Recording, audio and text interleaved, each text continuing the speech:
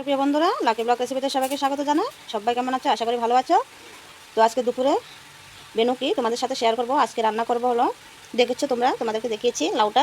আজকে অনেকদিন হয়ে গেছে, তো মাছের মাথা ছিল না দেখে বড় মাছের মাথা রান্না করিনি। আর চিংড়ি মাছ আমাদের বাড়িতে কেউ খাবে না, তো এখন লাউ দিয়ে, এই দেখো কত বড় সাইজের একটা কাতলা মাছের মাথা এনেছে, অনেকটা বড়।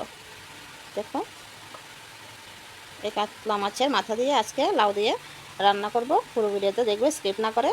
যদি ভালো লাগে তাহলে লাইক করবে, আর যারা নতুন হয়ে দেখছো তারা সাবস্ক্রাইব করে দেবে, তো আমার পাশে থাকবে। চলো রান্নাটা শুরু করা যাক। আমি লাউ কেটে নেব আর মাছের মাথাটা ধুয়ে পরিষ্কার করে নেব, তারপরে তোমাদের সাথে দেখা হচ্ছে। কোথাও যাবে না, সাথে থাকবে। তো বন্ধুরা, এখন রান্না করব পাটের শাক। কড়াইতে তেল দিয়ে দিয়েছি, এবার দিয়ে দেবো শুকনো লঙ্কা। লঙ্কাগুলো আমি ভেজে নেব লাল লাল করে শাকের জন্য। শুকনো লঙ্কা ভাজা দিয়ে শাক খেতে খুব ভালো লাগে। তো চলো লঙ্কাগুলো ভেজে নিই। তো লঙ্কাগুলো আমরা ভাজা হয়ে গেছে, এগুলো করে নেব। এবার শাক রান্নার জন্য দিয়ে দেবো রসুন বাটা। রসুনগুলো ভাজা হয়ে গেছে, এবার পাট শাকগুলো দিয়ে দেবো। তো শাকগুলোকে নেড়ে ছেড়ে দেবো।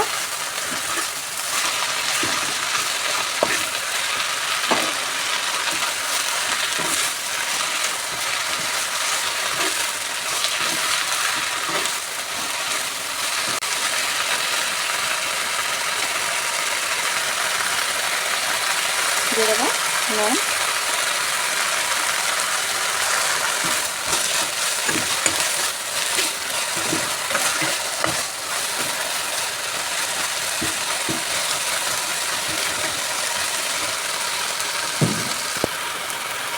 তো বন্ধুরা আমি শাকটা রান্না করে নিই। তো বন্ধুরা পাটের শাকটা আমার হয়ে গেছে। এবার তো বন্ধুরা পাটের শাক রান্না হয়ে গেল। এবার রান্না করব লাউ তরকারি। মাছের মাথাটা ভেজে নেব আগে। কড়াইতে তেল দিয়ে দিয়েছি, এখন মাছের মাথাটা দেবো। কত বড় মাছের মাথা!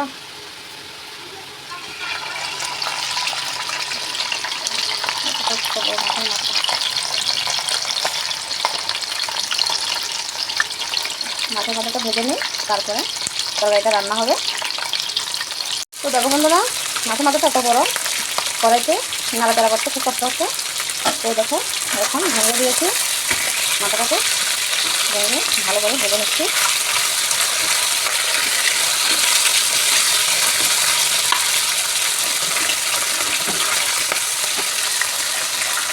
এর মধ্যে করতে ছুটতে ছুটতে মাথাটা ভাজা হয়ে গেছে, এবার নামিয়ে নেবো। তো দেখো বন্ধুরা, এখানে মাথা ভাজা হয়ে গেছে, মাছের মাথা তো নামিয়ে নিয়েছি। এবার লাউটা রান্না করবো। চলো এখন দিয়ে দেবো, তেল গরম হয়ে গেছে। মাছের মাথা ভাজা তেলে দিয়ে দেবো পাঁচ ফোড়ন আর জিরে, আর দিয়ে দেবো একটা তেজপাতা। এবার দিয়ে দেবো লাউগুলো।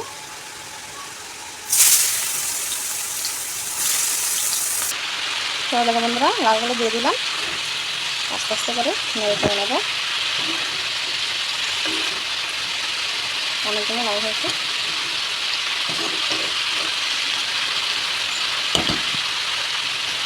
তো এখন ঢাকনা দিয়ে দেবো, হালকা সিদ্ধ হয়ে লাউগুলো আর একটু কমো, তারপরে নুন হলুদ দিয়ে দেবো। তো ঢাকনাটা তুলে নেব।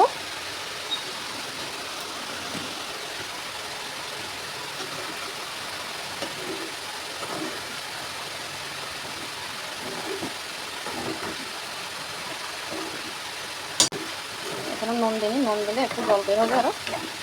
এমনিতে জল নেই, দেখো একটু জল নেই।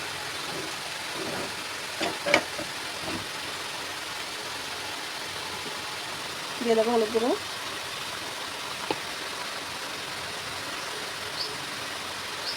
দিয়ে দেবো স্বাদ মতন নুন,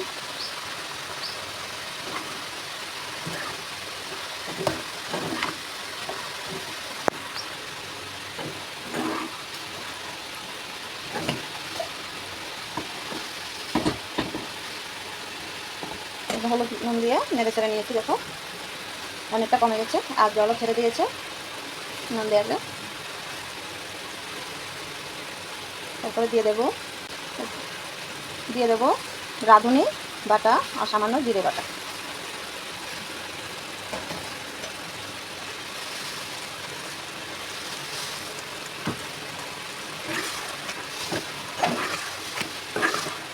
ভালোভাবে নেড়ে চেড়ে দেবো।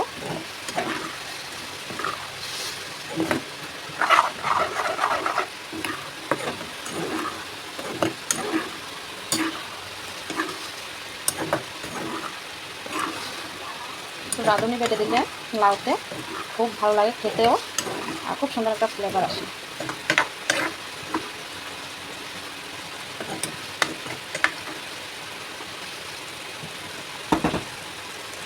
একটু সিদ্ধ হোক লাউগুলো, তারপরে মাছের মাথা দিয়ে দেবো। তো বন্ধুরা এবার দিয়ে দেবো মাছের মাথা।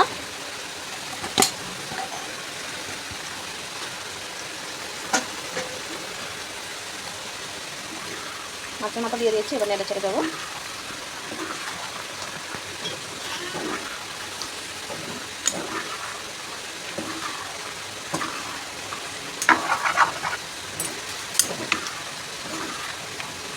দেখো বন্ধুরা কত বড় কাতলা মাছের মাথা লাউ দিয়ে রান্না করছি, খেতেও খুব ভালো লাগবে।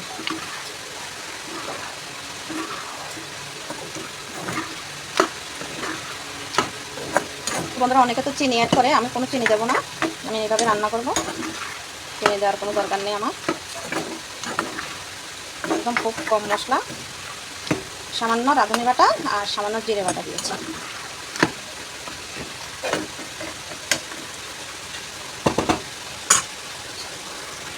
চলো এবার ঢাকনা দিয়ে দিই, মাছের মাথা আর লাউ ভালোভাবে সিদ্ধ হয়ে যাক।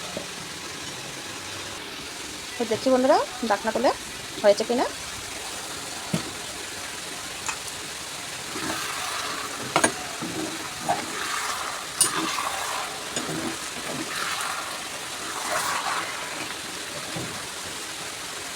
সিদ্ধ হয়ে গেছে, এবার নামিয়ে নেব। লাউ দিয়ে কাতলা মাছের তরকারি হয়ে গেছে, চলো এবার নামিয়ে নিই। তো কাতলা মাছের মাথা দিয়ে লাউ তরকারি তো হয়ে গেল।